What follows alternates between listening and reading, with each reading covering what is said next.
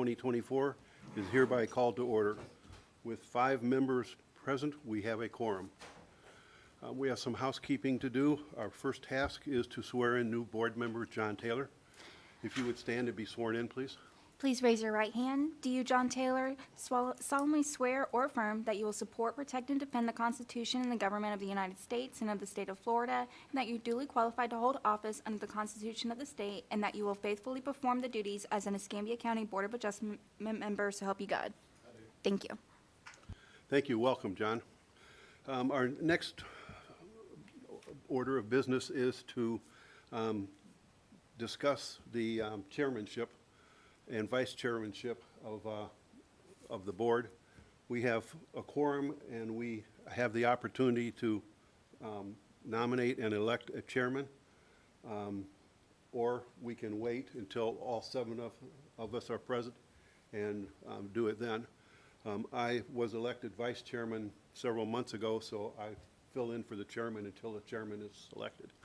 So it's really up to the board if we want to do that now, select a chairman, nominate, and vote, or if we want to wait until we have all 7 members here. My understanding is that we have 6 members and 1 yet to be chosen. Correct, Rachel? Right. We're waiting on the District 1 appointee. Okay. All right. And District 1 was our chairman prior. So, pleasure of the board. Do we want to wait for all 7 members, or do we want to do that now? I would like to make a motion to go ahead and move forward with the selection today. All right. We don't need to vote on the motion. Any nominations for chairman? Mr. Chairman, I nominate you. Oh, well, I guess I lose. All in favor? All right, thank you very much. All right, now we have to select, or we can, if we want to at this time, select a vice chairman, since I've moved out of that position. Do we want to do that now, or do we want to wait until we have more members of the board present? Mr. Chairman, I say we move forward, and I would like to nominate myself at this time. All right, Willie has nominated himself. Second. All in favor? All right, we have a vice chairman. Thank you very much. All right, will the clerk please swear in members of the staff? Please raise your right hand. Do you solemnly swear and affirm that the testimony you're about to give will be the truth, the whole truth, and nothing but the truth, so help you God? I do. Thank you. Members of the board, copies of staff's resumes have previously been provided and remain on file for reference. The board has previously recognized staff as expert witnesses. Does anyone have any questions regarding their qualifications and abilities to offer expert testimony? No motion is required. All right, everyone's fine with that. Willie, would you read the, acceptance of the board meeting package for December 18, 2024, with the development services staff findings of fact has previously been provided to board members. The chair will now entertain a motion to accept the BOA meeting package into evidence. Is there a motion? Motion to accept. Motion by Willie, Second. second by, oh, Russ, I'm sorry. All in favor? Raise your right hand. All right.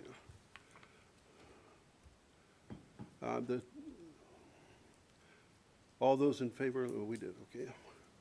Motion passes with 5 members in favor of the motion and no members opposed.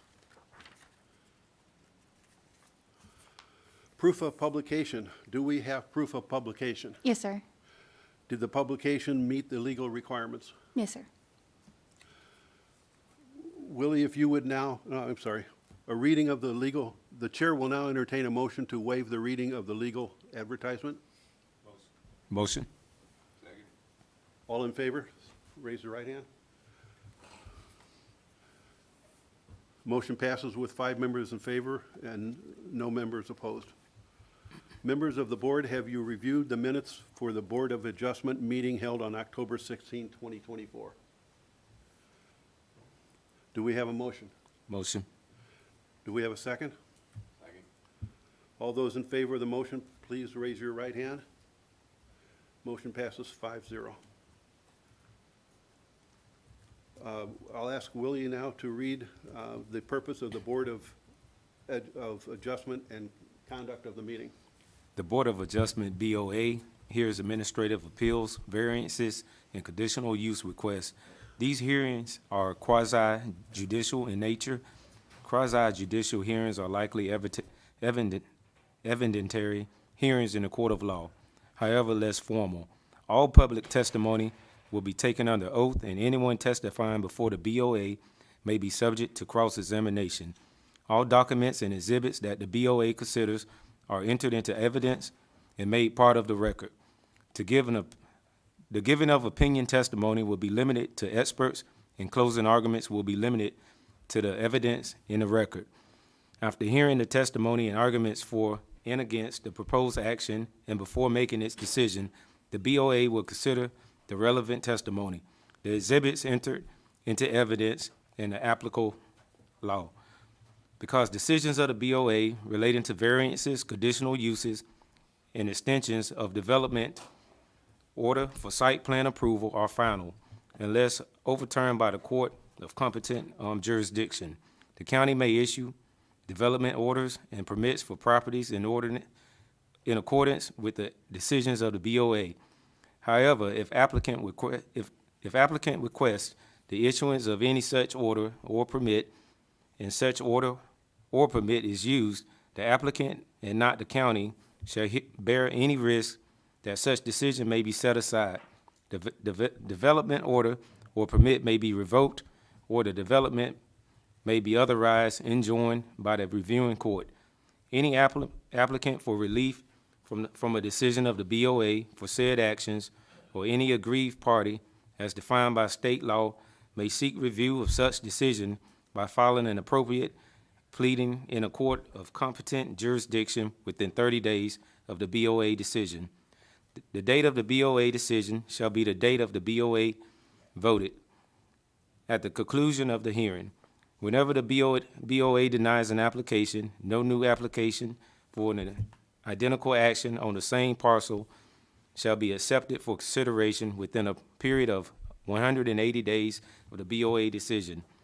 Any person aggrieved by a decision of the BOA relating to an appeal of an administrative decision may within 15 days thereafter apply to the circuit court for review. Each individual who wishes to address the board regarding a particular issue must complete a blue request to speak form and submit it to the clerk of the board. These forms are located on a table at the back of the commission chambers. You would not be allowed to speak until we receive one of these completed request to speak forms. We must have these completed forms for public record. Thank you, Willie. All written or oral communication outside of this hearing with members of the BOA regarding matters under review today are considered ex parte communications. Ex parte communications are presumed prejudicial under Florida law and must be disclosed as provided in Board of County Commission Resolution 96-13 before a decision by this board on any administrative appeal, variance, or conditional use request. The chair would ask, as each case is heard, that any board member who has been involved in any ex parte communication regarding this respective issue to please identify themselves and describe the communication. Our first case is V-2024-04, 25 South Merritt Drive, a variance request to reduce the front, rear, and side yard setback requested by Sherry Hartford Morris, owner. Board members, is there any ex parte communications regarding this case? Hearing none, does any board member have knowledge or information obtained from a site visit or other sources? Hearing none. Does any board member intend to refrain from voting due to a voting conflict of interest? Hearing none. Would the individuals who are party to this item please come to the podium and state your name and address for the record so you can be sworn in by the clerk? Good morning. My name is Sherry Morris, and my address is 1634 College Parkway, Gulf Breeze, Florida. Please raise your right hand. Do you solemnly swear and affirm the testimony you're about to give will be the truth, the whole truth, and nothing but the truth, so help you God? I do. Thank you. Have you been provided with a copy of the criteria required to obtain a conditional use and a copy of the findings of fact? Yes, Right. And you understand that all the criteria must be met in order for the board to grant a conditional use? I do. All right.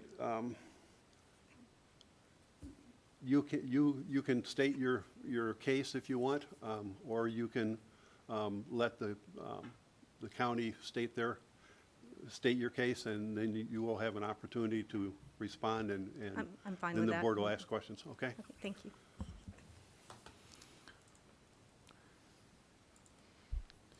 All right, Board, good morning. This is variance case V 2004-04.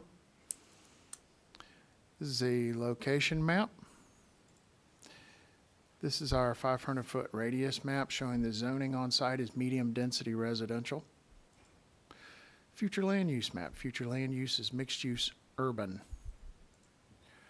This is within the Warrington Community Redevelopment Area.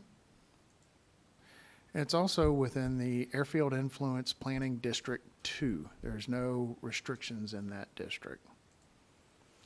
This is an aerial map of the site. This public hearing sign posted on the site. Look, this is looking into the subject property from across Winthrop. Again, looking into the property from Winthrop.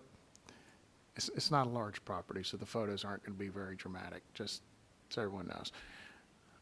Next, please. Oh, that's it. Okay. All right. So, board, what we have today is a request to reduce setbacks on the front, rear, and one side. Front yard setback from 20 feet to 10.9, a rear yard setback from 20 feet to 3, and a right side yard setback from 5 to 3 for construction of a single-family dwelling. As to the specific criterion 1 dealing with special circumstances and conditions. The parcel in question is unique in size for the surrounding area with a lot size of only 50 feet by 50 feet. The original 1931 platted lot was 125 by 50, and many of the surrounding properties are that size or larger. There previously was a single-family dwelling on the property that had to be demolished due to condition of the home. Due to the size of the lot, there are practical difficulties in rebuilding a home while meeting the current required setbacks. The applicant has provided a proposed site plan showing an improvement on the encroachment to the west, that adjacent parcel, from the previous dwelling that was shown on the boundary survey. As to criterion 2, special conditions and circumstances not resulting from the actions of the applicant. The findings for that is the special conditions and circumstances do not result from the actions of the applicant and are existing hardships based on the size of the parcel. Criterion 3, granting of this variance request will not confer any special privilege denied by the LDC to other lands or structures within the same zoning district. Criterion 4, strict applications of the provisions of the Land Development Code would deprive the applicant of rights commonly enjoyed by other properties in the same zoning district under the terms of the Land Development Code and would create an unnecessary and undue hardship on the applicant and citizens. Criterion 5. Given the unique physical hardship of the lot size, the variance requested is the minimum necessary to make reasonable use of the property. Criterion 6. If granted, the variance will be consistent with the intent and purpose of the Land Development Code. And staff's recommendation is for approval as submitted. Any questions? Questions from the board to staff? All right. Ms. Morris, if you would like to present any further information? I don't have anything anything additional to present. As indicated in my packet, this was a piece of property I inherited. It was in very poor condition, subject to the conditional use, or, I'm sorry, conditional use, code enforcement case. I am gifting it to my nephew, and we want to just build his first home there. And if you have any questions of me, I'll be happy to answer them. Board, any questions? All right.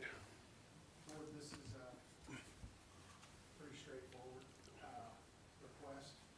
Sometimes variance requests can be a little gray. So it should be black and white. This one's strictly black and white. Mr. Chairman, hearing staff's presentation, I would move that we accept their findings and grant the variance. We have one speaker. Let's sorry. go with the speaker, and then we'll Sorry. consider. Oh, I'm sorry, that is Sherry. I guess we don't, we have just the applicant. We got one and we Correct. got, I'd like to second that, Mr. Chairman. have a motion and a second. All right, we have a motion? So you made the motion. I made a motion. Oh, I'm sorry. Woody made a second. Okay. Board, those in favor of staff's recommendation, Any, please raise your right hand. Passes 5-0. Thank you, Board. All right. Ms. Whitmire, I'd like to congratulate the chairman Do we on have the any- fastest meeting we've ever had. that's right, that's right. Staff, what do we got for next month? so we do have a variance case for next month. It's a sign variance. And we do have a new staff member to introduce to you who will be presenting that case. Hi, Melissa. This is Melissa Shirley. She's a urban planner working on our front counter, and we're going to get her more involved in everything because I don't plan on being here forever. All right. Do we need to make a motion to, I was going to ask, is there a legal update, Ms. Huell? There's not. Okay, that's good.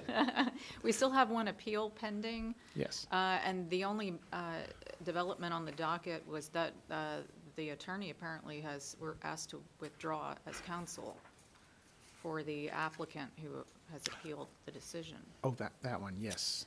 Yes. Yes, The borrow pit. So that's all I know. All right, thank you very much. all right, we don't need a motion to end this board meeting, do we? No? Okay. All right, meeting is closed. Thank you, sir.